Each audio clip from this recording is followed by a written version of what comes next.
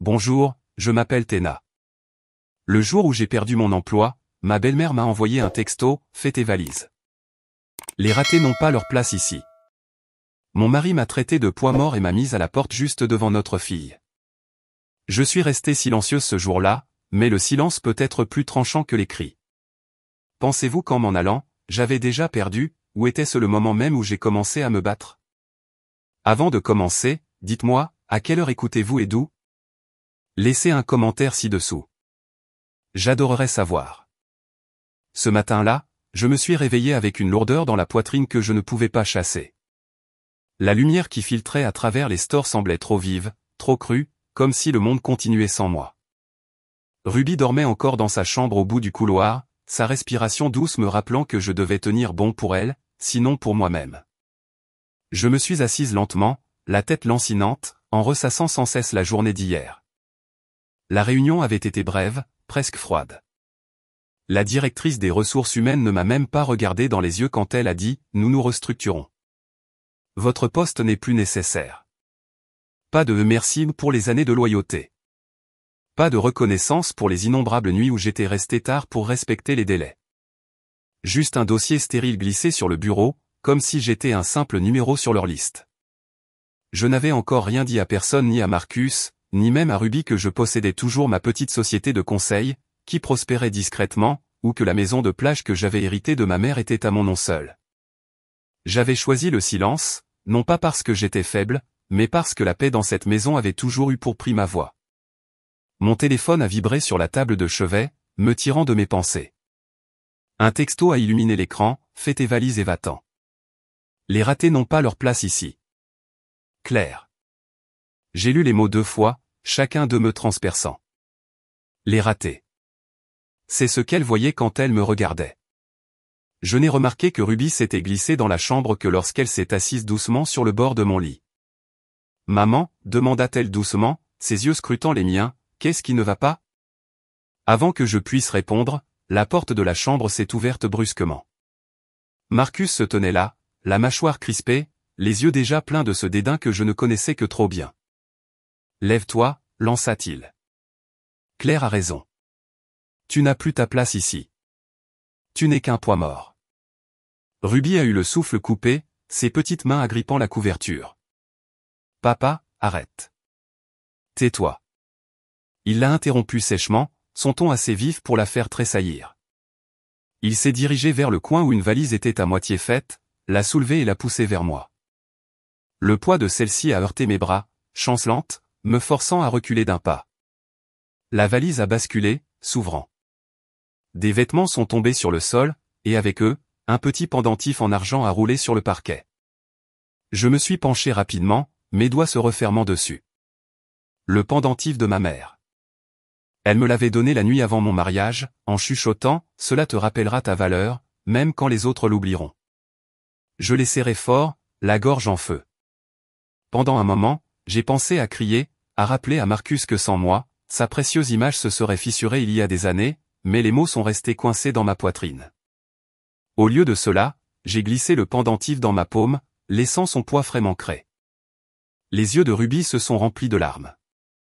Maman, s'il te plaît, ne pars pas. J'ai forcé un petit sourire stable pour elle. Ce n'est rien, ma chérie. Marcus a ouvert la porte d'entrée sans un mot de plus. Dehors. Sa voix avait une finalité, comme si j'étais une locataire expulsée.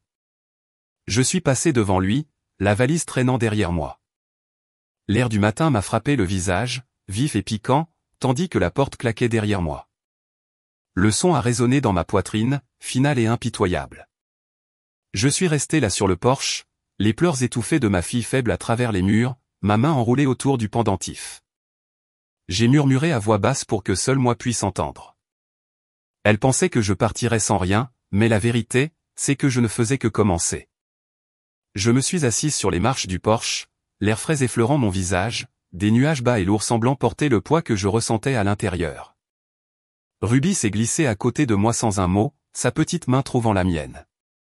Son contact était chaud, stable, comme si elle me tenait ensemble alors que le reste de moi s'effondrait. La valise était appuyée contre la rampe, des vêtements emballés à la hâte, débordant en formes étranges. J'ai essayé de redresser mon dos pour paraître moins brisé, mais le silence autour de nous rendait chaque souffle semblable à une confession. De l'autre côté de la rue, Madame Perry promenait son chien. Elle a ralenti son pas, faisant semblant de vérifier son téléphone, mais ses yeux se sont tournés vers nous. Un autre voisin, Monsieur Carson, se tenait près de sa boîte aux lettres, murmurant quelque chose à sa femme. J'ai saisi les mots portés par la légère brise, c'est la femme dont Marcus a dit qu'elle a perdu son emploi. La chaleur m'est montée au visage, et j'ai serré la mâchoire. Ce n'était pas seulement la perte de l'emploi. C'était la façon dont Marcus l'avait présenté, me peignant comme une ratée à quiconque voulait bien l'écouter. J'ai vite baissé les yeux, souhaitant que la terre m'avale. Ruby a serré ma main plus fort, en chuchotant « Maman, ne pleure pas ». J'ai dégluti difficilement, retenant la brûlure dans mes yeux. « Je ne pleure pas, ma chérie », dis-je doucement, bien que nous sachions toutes les deux que c'était un mensonge. Elle a sorti de sa poche le pendentif en argent que j'avais laissé tomber plus tôt. Elle l'a placé doucement dans ma paume. « Mamie disait que ça te rappellerait toujours qui tu es », a-t-elle murmuré. Ma poitrine s'est serrée. Ce pendentif était la seule chose qui ressemblait encore à un foyer. J'ai fermé mes doigts autour de lui, comme si je m'accrochais à la voix de ma mère à travers le temps. Puis, à travers les murs fins de la maison derrière nous, je l'ai entendu. Le rire de Claire. Ce son aigu et tranchant que j'avais appris à redouter. « Eh bien, dit-elle, sa voix dégoulinant de triomphe, nous nous sommes enfin débarrassés d'elle. » La voix de Marcus a suivi, basse mais assez claire. Elle ne s'en remettra jamais. Elle est trop faible. Elle est un poids mort depuis des années. Je me suis figé, l'estomac noué. Les mots de Claire étaient encore plus blessants. Exactement. Maintenant, nous pouvons tout contrôler sans qu'elle soit sur notre chemin. Mon souffle s'est coupé, et pendant un instant, j'ai cru que j'allais être malade, là, sur les marches. Il n'était pas seulement heureux que je sois parti. Il prévoyait de m'effacer, de prendre tout ce que j'avais construit, tout ce pourquoi je m'étais sacrifié, et de se l'approprier. J'ai envisagé de me lever, de frapper à la porte, de demander depuis combien de temps il complotait. Mais je me souvenais trop bien comment Marcus pouvait tordre toute confrontation, transformant ma colère en preuve de mon instabilité. Mon silence avait toujours été utilisé contre moi, mais mes paroles aussi. Le bruit de pas a interrompu mes pensées. J'ai levé les yeux pour voir l'agent Daniels, notre voisin de 2 maisons plus loin. Il n'était pas en uniforme, juste un sweat à capuche gris et un jean, mais le sérieux dans ses yeux était indubitable. Il s'est arrêté au bord du porche, parlant à voix basse. « Théna, j'ai vu ce qui s'est passé. Si vous avez besoin de quoi que ce soit, n'importe quoi, faites-le moi savoir. Les gens voient plus que vous ne le pensez. » J'ai réussi à hocher faiblement la tête. « Merci », ai-je murmuré, ma voix tenant à peine. Il m'a jeté un regard ferme, du genre qui en dit plus que les mots. Puis il a continué son chemin, laissant son message peser lourdement dans ma poitrine. Ruby s'est penchée contre moi. « Maman, qu'est-ce qu'on va faire ?» J'ai écarté une mèche de cheveux de son visage, déposant un baiser sur sa tempe. « On trouvera une solution. Je te le promets. » À l'intérieur, un autre éclat de rire a retenti. J'ai fermé les yeux, agrippant le pendentif si fort que ses bords s'enfonçaient dans ma peau. Il pensait que j'étais impuissante. Il pensait que je disparaîtrais simplement en silence, les laissant réécrire l'histoire de ma vie. Mais assise là, la main de Ruby dans la mienne, j'ai réalisé que le silence ne devait pas signifier la reddition. Le silence pouvait être aiguisé, patient, et attendre le bon moment pour trancher tous leurs mensonges. Alors que les nuages au-dessus s'assombrissaient et qu'une brise bruissait dans les arbres, j'ai fait un vœu silencieux. Il regretterait de m'avoir sous-estimé car ce n'était pas la fin. C'était le début. Parce que parfois, le silence n'est pas une reddition, c'est la lame la plus aiguisée que l'on puisse porter. Quand Ruby et moi sommes arrivés au petit café de la rue principale, le ciel avait viré à ce gris doux que l'on ne voit qu'avant une pluie de printemps. J'ai choisi la banquette du coin, espérant que le monde oublierait mon existence pendant un moment. L'odeur de café torréfié emplissait l'air, réconfortante pour la plupart des gens, mais je pouvais à peine goûter le thé que je tenais dans mes mains. Ruby était assise à côté de moi, la tête penchée sur un petit carnet de croquis qu'elle avait sorti de son sac à dos. Le bruit de son crayon grattant le papier était la seule chose qui manquerait. Je regardais les gens passer devant la fenêtre, souriant, portant des sacs de courses, discutant au téléphone.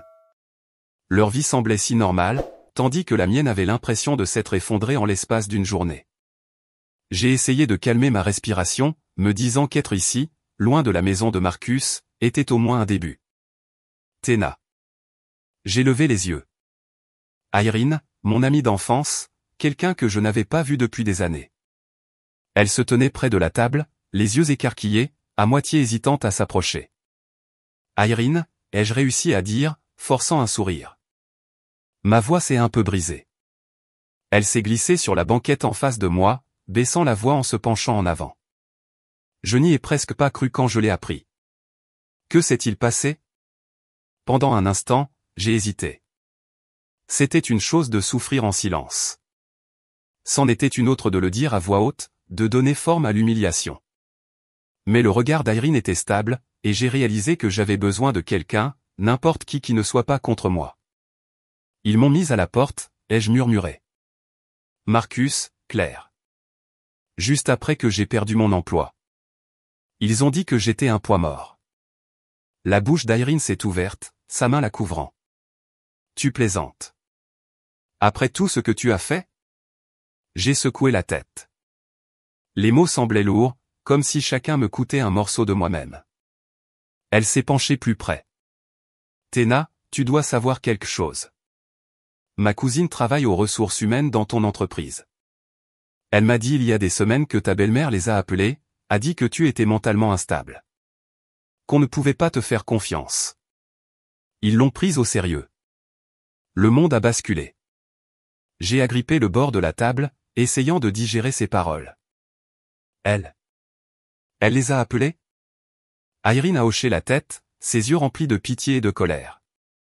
Et Marcus était impliqué aussi. Il voulait que tu partes avant même que tu ne le saches. Un rugissement sourd a empli mes oreilles. Soudain, les pièces du puzzle se sont assemblées. Les regards condescendants, la froideur soudaine de mon patron, la sympathie répétée de la directrice des ressources humaines. Ce n'était pas de la malchance. C'était du sabotage. Mon esprit est revenu au jour où Marcus m'avait demandé de signer les papiers de l'hypothèque. Il avait arboré ce sourire facile qu'il utilisait toujours quand il voulait quelque chose. C'est juste de la paperasse, chérie. Nous avons besoin de ton nom sur l'hypothèque au cas où il arriverait quelque chose. Pour la sécurité, tu sais. À l'époque, j'avais pensé que c'était de la confiance. Maintenant, cela ressemblait à un piège dans lequel j'étais tombé tête la première. Ma poitrine me faisait mal alors que la trahison me blessait plus profondément. Irene a tendu la main par-dessus la table, couvrant ma main de la sienne. Tu n'es pas folle. Tu n'es pas faible. Ils veulent que tu le crois pour que tu abandonnes. Ne les laisse pas gagner. Je l'ai regardé fixement, la brûlure dans mes yeux menaçant de déborder. Je ne sais même pas par où commencer, Irene. Ils ont déjà pris tellement de choses. Sa voix s'est adoucie. Alors commence par te souvenir de qui tu es. Tu as toujours été plus forte que tu ne le penses. Ruby a tiré sur ma manche, puis a glissé son croquis sur la table. C'était un petit dessin d'une maison au bord de l'océan, la lumière du soleil perçant les vagues. Pour toi, maman, dit-elle doucement. Mon souffle s'est coupé. La maison de la plage. Celle en Espagne. Ma seule carte secrète, intacte, inconnue de Marcus ou de Claire. Pour la première fois de la journée, une lueur de contrôle s'est allumée en moi. J'ai souri au dessin de Ruby, caressant doucement le papier. Mais à l'intérieur, une tempête se levait. Il pensait m'avoir enterré. Il n'avait aucune idée que je tenais encore la pelle. Et j'ai décidé à ce moment-là, je ne me contenterai pas de survivre. Je me battrai. Le message est arrivé cet après-midi, sec et froid comme un couteau, maman veut te parler. Sois là à 19h. C'était Marcus. Jamais du genre à perdre du temps en politesse. Ma poitrine s'est serrée en le lisant, les mots résonnant dans mon esprit comme un verdict que je n'avais pas demandé. Ruby a levé les yeux de son dessin en voyant mon visage. C'est papa? Demanda-t-elle doucement. J'ai forcé un ton calme. Oui, ma chérie. Nous devrons aller chez mamie Claire ce soir. Ses yeux se sont assombris. Elle savait ce que cela signifiait. Quand nous sommes entrés dans la longue allée bordée d'arbres de Claire, le ciel se pliait dans le soir. La grande maison à 2 étages brillait de lustre, chaque fenêtre éclairée comme une scène. Mes mains se sont crispées sur le volant avant que je ne coupe le moteur. À l'intérieur, l'air sentait légèrement le parfum cher et le bois poli. Claire était assise en bout de la longue table en acajou, sa posture parfaite, son sourire assez aiguisé pour couper du verre. Marcus était adossé à sa chaise à côté d'elle, les jambes croisées, les yeux brillants de satisfaction suffisante. Un homme en costume bleu marine, Gérald, leur avocat de famille, était assis de son autre côté, un dossier en cuir posé devant lui. « Téna » dit Claire, sa voix dégoulinant d'une douceur qui ne trompait personne. « Merci d'être venu. Nous sommes tous très inquiets. » J'ai posé mon sac à main sur la chaise à côté de moi et me suis assise à l'autre bout. « Inquiet de quoi, exactement ?» À propos de Ruby, répondit-elle doucement, en croisant les mains. Elle a besoin de stabilité, et en ce moment, eh bien, tu ne peux pas la lui fournir. Les mots ont frappé comme une gifle. J'ai senti mes doigts se crisper sur le tissu de ma jupe sous la table. La voix de Marcus a suivi, calme mes empreintes de dédain. Tu as perdu ton emploi. Tu n'as pas de domicile stable. Sois raisonnable, Téna. Il ne s'agit pas de toi. Il s'agit de Ruby. Je voulais crier, mais au lieu de cela, j'ai ravalé la colère qui me brûlait la gorge. Ruby a toujours eu de la stabilité avec moi. Elle sait qu'elle est en sécurité avec moi. Le sourire de Claire n'a pas faibli. Nous ne remettons pas en question ton amour, ma chère, mais l'amour ne suffit pas quand il y a des factures à payer et un avenir à assurer. N'est-ce pas, Gérald ? Gérald s'est éclairci la gorge et a ouvert le dossier, glissant une pile de papier bien ordonnée vers moi. Ceci est un simple accord. Il garantit que Ruby reste dans un environnement sécurisé. Marcus assumerait les responsabilités financières, et vous vous mettriez en retrait pour l'instant, pour garder les choses calmes pour Ruby. J'ai parcouru la première page, mes yeux parcourant des phrases qui me retournaient l'estomac, transfert de droits, autorité décisionnelle unique, renonciation aux créances financières. J'ai levé les yeux brusquement. Il ne s'agit pas de garder les choses calmes. Ceci me dépouille de tout. Vous me demandez de m'effacer de la vie de ma propre fille. Marcus s'est penché en avant, son ton plat, dédaigneux. Ne rends pas les choses plus difficiles qu'elles ne le sont, Téna. Signe simplement les papiers. Mes mains tremblaient, non pas de peur, mais de fureur. Vous voulez que je disparaisse pour que vous puissiez tout contrôler. Le ton de Claire n'a jamais faibli. Pense à Ruby. Fais ce qu'il faut. Elle mérite un avenir que nous pouvons lui offrir. Je l'ai regardée, l'incrédulité se tordant dans ma poitrine. La femme avait toujours été autoritaire, mais ce soir, elle avait l'air presque satisfaite, comme si elle avait attendu ce moment. Juste à ce moment-là, le bruit de pas doux sur le sol en marbre a attiré nos regards. Ruby se tenait dans l'embrasure de la porte, son carnet de croquis pressé contre sa poitrine, ses cheveux ébouriffés par une sieste. « Maman ?» demanda-t-elle, sa voix petite. Claire se leva rapidement, la conduisant vers le couloir avec un sourire mielleux. « Pas maintenant, ma chérie. Les grands parlent. » Les yeux de Ruby se sont tournés vers moi, inquiets. Je lui ai fait le plus petit signe de tête, une promesse silencieuse. L'image de son visage s'est gravée en moi alors que Claire fermait la porte derrière elle. J'ai de nouveau baissé les yeux sur les papiers, le stylo que Gérald avait posé à côté d'eux brillant sous la lumière du lustre. Ma main a plané, tremblante, non pas de peur, mais du poids d'une décision qu'il ne verrait jamais venir, parce que je n'allais pas signer pour renoncer à ma vie ou à celle de ma fille. Le trajet de retour à l'appartement m'a paru interminable, bien qu'il ne soit qu'à 20 minutes de la maison de Claire. Les lampadaires se brouillaient à travers le pare-brise, mes mains raides sur le volant. Ruby s'était assoupie sur le siège passager, son carnet de croquis toujours serré contre sa poitrine. Je la regardais toutes les quelques minutes, m'accrochant au calme de sa respiration pour ne pas m'effondrer. Le temps que je la porte à l'étage et l'aborde dans le petit lit de notre appartement loué, l'horloge sur le mur avait glissé après 10 heures. Le silence de l'endroit semblait plus lourd que jamais. Je me suis assise à la petite table de la cuisine, une seule lampe projetant une lueur jaune, et j'ai sorti le dossier en cuir de mon sac. Les papiers étaient toujours là, impeccables et en attente, attendant que je me rende. J'ai fixé la ligne de signature jusqu'à ce que mes yeux se brouillent. Peut-être que ce serait plus facile si je signais simplement. La pensée s'est glissée, non invitée mais persistante. Au moins, Ruby n'aurait plus à nous voir, Marcus et moi, nous battre. Au moins, elle aurait un foyer, même si ce n'était pas avec moi. Ma poitrine s'est serrée, des larmes me brûlant les coins des yeux. J'ai pressé mes paumes sur la table, en chuchotant, c'est peut-être la seule solution. Mais je me suis souvenu du visage de Ruby quand Claire l'a poussée hors de la pièce. Cet éclair d'inquiétude, la façon dont elle serrait son carnet de croquis comme si c'était une armure. Non. Si je signais, je lui apprendrais que céder était la seule façon de survivre. La vibration de mon téléphone a rompu le silence. J'ai jeté un coup d'œil à l'écran. Olivia. Mon souffle s'est coupé. Nous ne nous étions pas parlé depuis des mois. J'ai répondu doucement, pour ne pas réveiller Ruby. Olivia? Sa voix était rapide, urgente.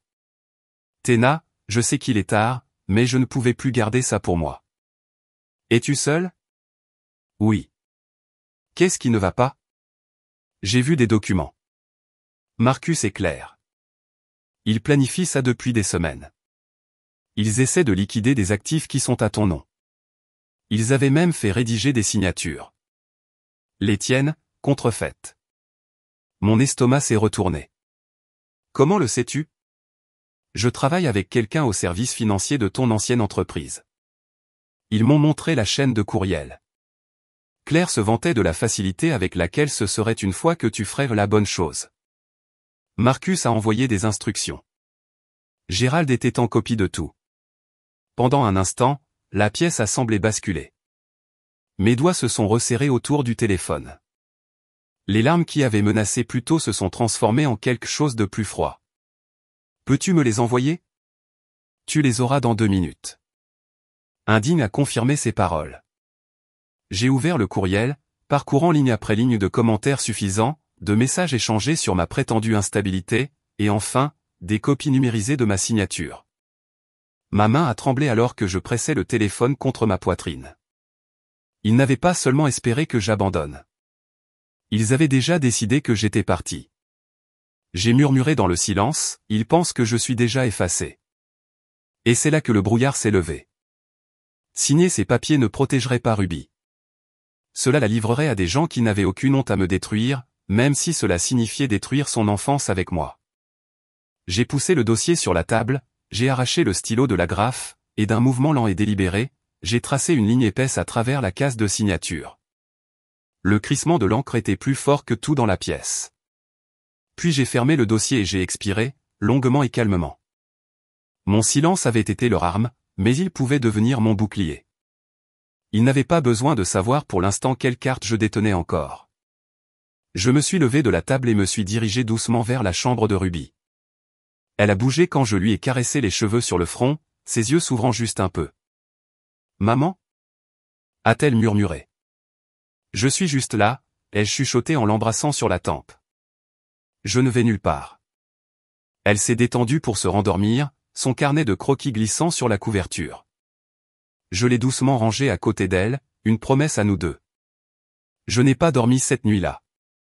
Je suis resté assise dans la faible lueur de la lampe, écoutant les faibles bruits de la ville à l'extérieur, mon esprit plus vif qu'il ne l'avait été depuis des semaines, car au matin, je savais exactement où riposter. Et la première étape était d'exposer leurs mensonges. 2 matins plus tard, je me tenais à la porte d'entrée avec un dossier serré sous mon bras, la lumière du petit matin se glissant à travers les stores. Ruby finissait encore ses céréales à la table de la cuisine, ses cheveux rassemblés en une tresse lâche que j'avais réussi à faire avec des mains à moitié endormies. Je me suis agenouillé devant elle, écartant une mèche de sa joue. « Madame Evans va te garder pendant quelques heures, d'accord? Je serai de retour avant le déjeuner. » Elle a froncé les sourcils. « C'est encore à propos de grand-mère et papa? » J'ai forcé un sourire. « C'est pour nous garder en sécurité. C'est tout ce que tu as besoin de savoir pour l'instant. » Je l'ai laissé au bon soin de notre voisine, puis je me suis dirigé vers ma voiture avec un battement de cœur qui semblait plus fort que mes pas. Le dossier en manille pressé contre mes côtes semblait plus lourd que de la pierre, bien que je sache qu'il contenait la seule arme que j'avais pour l'instant, les preuves d'Olivia et les documents prouvant ce qui m'appartenait. Le palais de justice n'était pas grandiose, juste un bâtiment en briques dans le centre-ville de Houston avec des marches en marbre usé et une porte tournante qui grinçait légèrement. Mes paumes étaient moites alors que je tirais la poignée.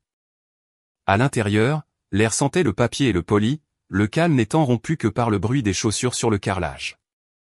Je me suis approché du comptoir du greffier, faisant glisser le dossier avec des mains qui ne tremblaient que légèrement. Elle m'a regardé par-dessus ses lunettes. Demande d'injonction. Oui, dis-je, ma voix stable. Je veux faire cesser toute tentative de vente de propriété à mon nom. Ses yeux se sont attardés sur moi plus longtemps que je ne l'attendais. Peut-être a-t-elle vu l'épuisement derrière mon sourire. Elle a hoché la tête, a pris les documents et a commencé à tamponner. À chaque coup de tampon, quelque chose en moi se stabilisait. Quand elle m'a remis la copie officielle, elle a dit doucement « Bonne chance, madame ». J'avais à peine rangé les papiers dans mon dossier quand j'ai entendu l'écho indubitable de la voix de Marcus dans le couloir. « Vous vous moquez de moi » aboya-t-il, la colère assez vive pour couper du verre. Claire suivait de près, ses talons claquant comme des coups de feu sur le carrelage. Gérald les suivait, son sourire suffisant déjà en place. Marcus m'a pointé du doigt, les yeux brûlants. Tu n'avais pas le droit. Je me suis retourné, tenant calmement l'injonction devant moi. En fait, dis-je, mon ton égal, j'en avais tout à fait le droit. Le visage de Claire est devenu cramoisi. Elle s'est approchée, baissant la voix à un sifflement qui portait quand même. Tu penses que ça change quelque chose? Tu n'es toujours rien. J'ai rencontré son regard s'ensiller. Ma voix était calme, mais elle a atterri comme une lame. Peut-être, mais je suis un rien que vous ne pouvez plus toucher. Pendant un moment, le couloir s'est figé. Marcus a cligné des yeux, sa confiance vacillant.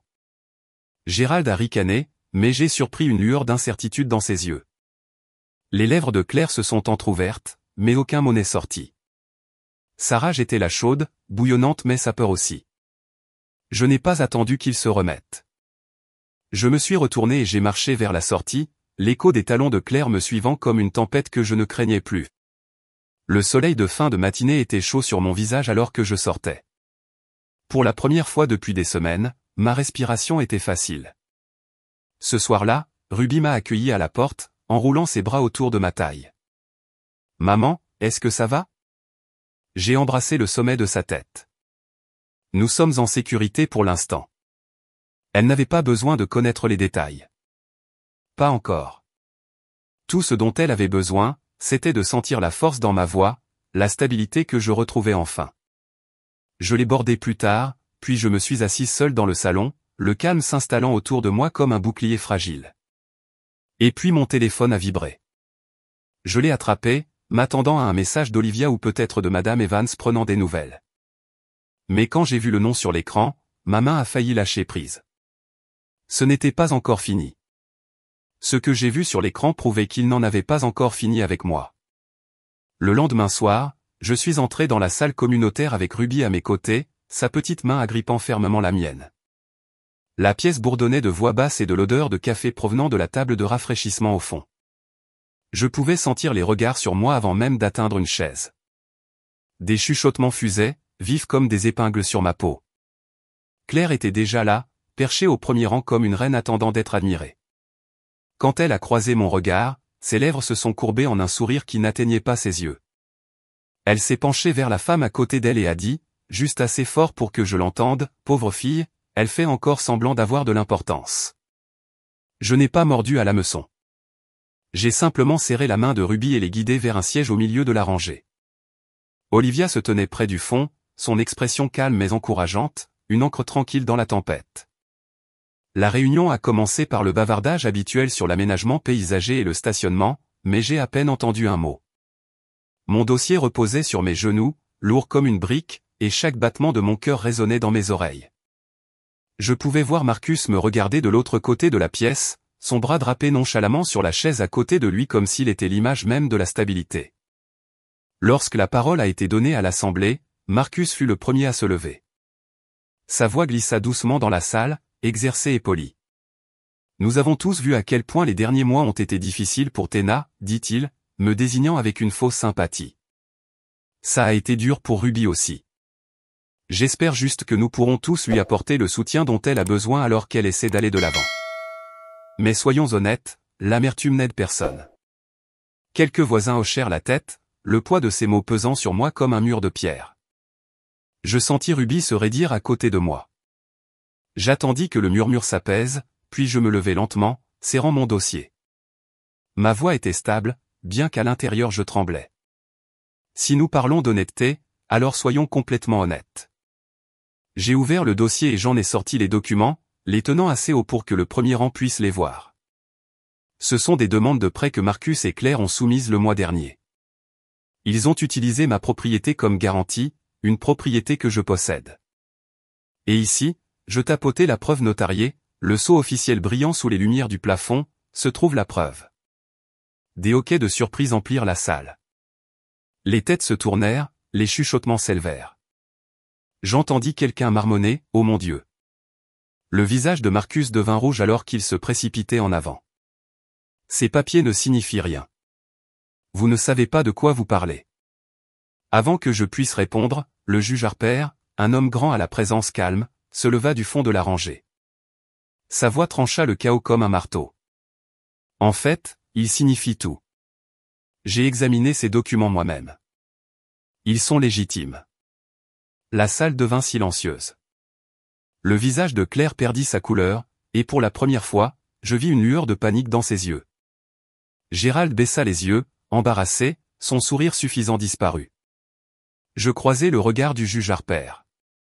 Il fit un petit signe de tête rassurant. Je me retournai vers la salle. Ma voix était calme mais portait. Je suis restée silencieuse trop longtemps. Plus maintenant. À côté de moi, Ruby applaudit doucement. Le son était petit, innocent, mais dans ce silence, il était plus fort que n'importe quelle accusation. Les voisins bougèrent sur leur siège, et pour une fois, leur chuchotement n'était pas contre moi. Je vis le jugement dans leurs yeux se tourner, non pas vers moi, mais vers Marcus et Claire. Je rassemblai mon dossier et me dirigeai vers la sortie, la tête haute. Pour la première fois depuis des semaines, j'avais l'impression que la vérité était enfin de nouveau mienne. Mais au moment où j'atteignis le parking, une main agrippa mon bras par derrière. Je me figeai alors que la voix de Claire siffla près de mon oreille, basse et venimeuse.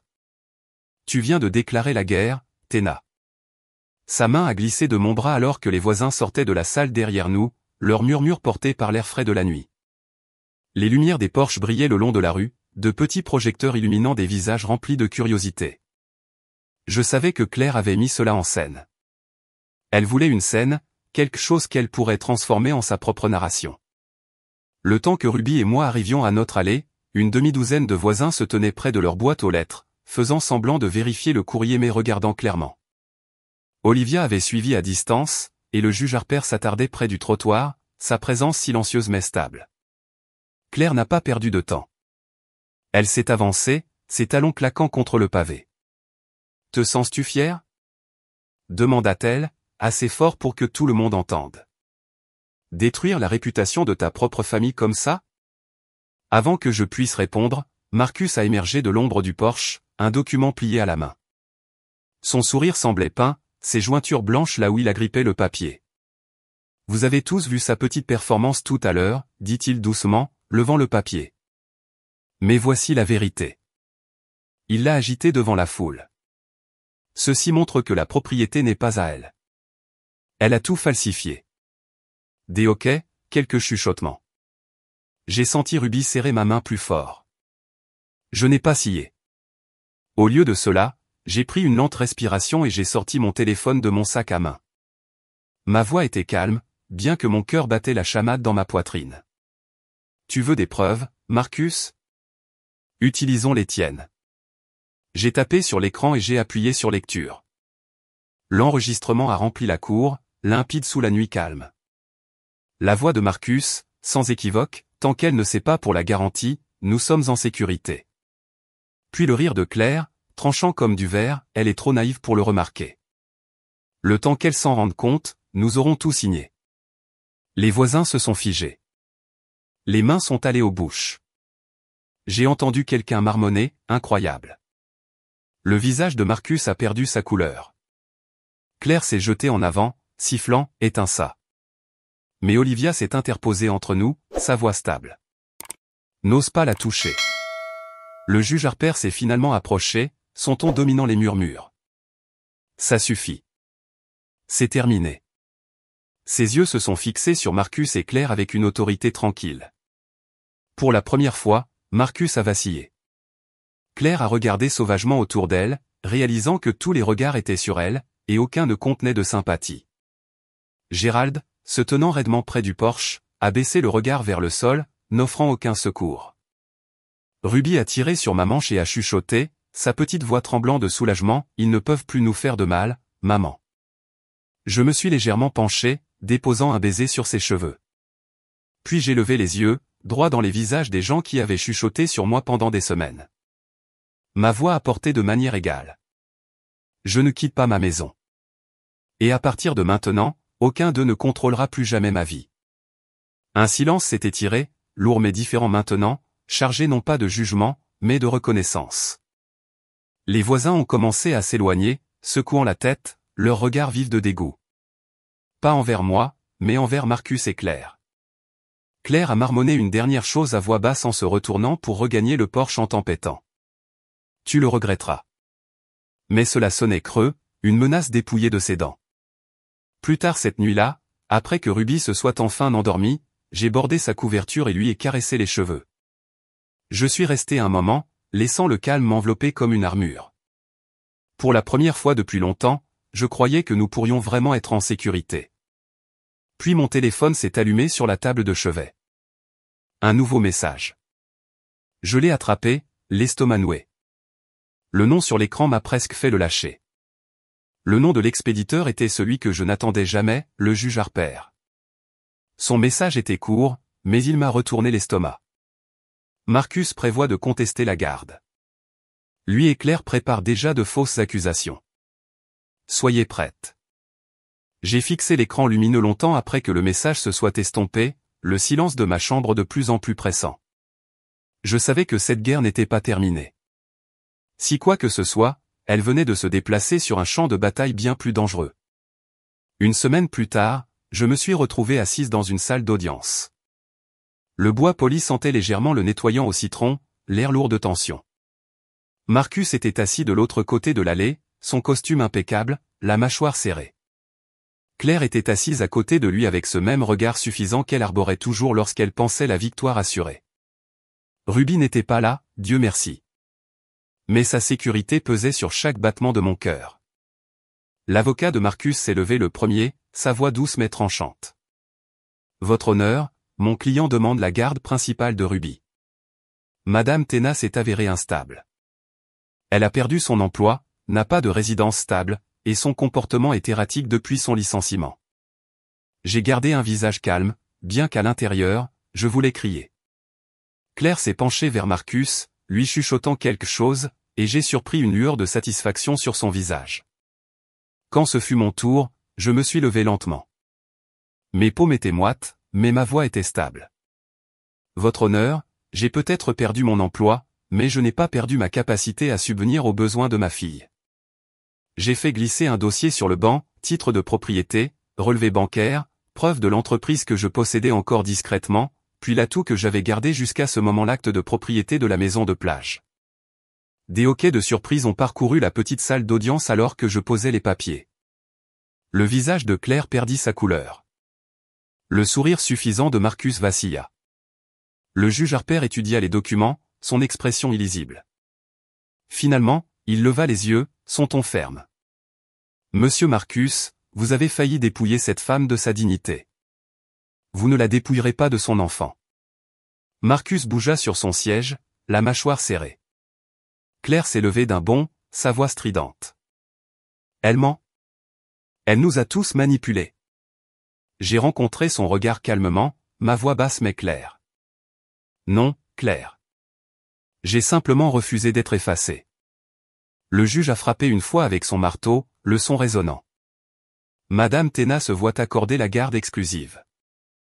Monsieur Marcus pourra avoir des visites supervisées en attendant un examen plus approfondi. La séance est levée. Les mots m'ont submergé comme une marée que je retenais depuis des années. Marcus est sorti en trombe, claquant la porte si fort que les murs ont tremblé. Claire s'est affalée sur sa chaise, murmurant des jurons que personne ne se souciait d'entendre. Plus tard cette semaine-là, Ruby et moi sommes arrivés dans l'allée de la maison de plage. Le soleil déclinait, peignant d'or les vagues de l'océan. J'ai porté une boîte à l'intérieur pendant que Ruby courait de pièce en pièce, son rire rebondissant sur les murs. Nous avons ouvert les fenêtres, laissant la brise salée balayer l'intérieur. Ruby a trouvé un coquillage que nous avions ramassé il y a des années en vacances, le tenant comme un trésor. Celui-ci a sa place juste ici, dit-elle en le posant soigneusement sur le manteau de la cheminée. Je la regardais, la gorge nouée. Cette maison n'était pas seulement des murs et des fenêtres. C'était une preuve. La preuve que peu importe leurs efforts, Marcus et Claire ne m'avaient pas brisé. Nous avons planté des fleurs dans le jardin de devant ce soir-là, nos mains couvertes de terre, nos cœurs légers. Ruby a levé les yeux vers moi, son sourire large. On se sent chez soi ici, maman. Je l'ai serré contre moi, pressant ma joue contre ses cheveux alors que la brise marine transportait l'odeur du sel et des fleurs. Pour la première fois depuis si longtemps, je me sentais libre.